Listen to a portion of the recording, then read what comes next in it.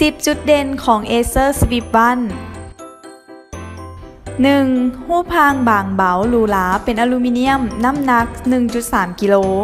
2. จอเป็น IPS ขนาด 13.3 นิ้ว Full HD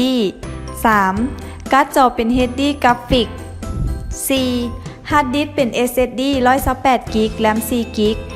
5. CPU เป็น Celeron ตัวใหม่ล่าสุดในปี 2017 เมื่อเฮ็ดเวียกพร้อมกับ SSD ก็ถือว่าเฮ็ดเวียกได้ไวขึ้นหลาย 6. สามารถเปิดได้ถึง 180 องศา พร้อมพอร์ตเชื่อมต่อซ้ายขวาครบเสร็จ 7. ระบบเสียงเป็น True Harmony 8. มีสแกนลายนิ้วมือ 9. Wi-Fi เป็นแบบ 2x2 MIMO และยังรองรับ Wi-Fi AC นำอีก 10. แบตเตอรี่ใช้งานปกติ 8-10 ชั่วโมง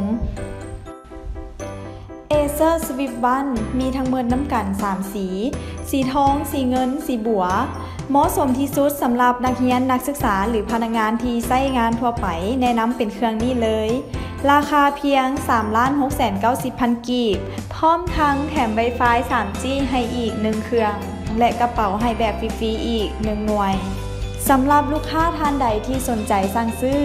สามารถสั่งซื้อได้ที่เว็บไซต์ e-shopping.la หรือแฟนเพจ e-shopping การค้าอิเล็กทรอนิกส์ของคนลาว เบอร์โทรติดต่อสอบถามรายละเอียดเพิ่มเติมได้ที่เบอร์ 030 911 9999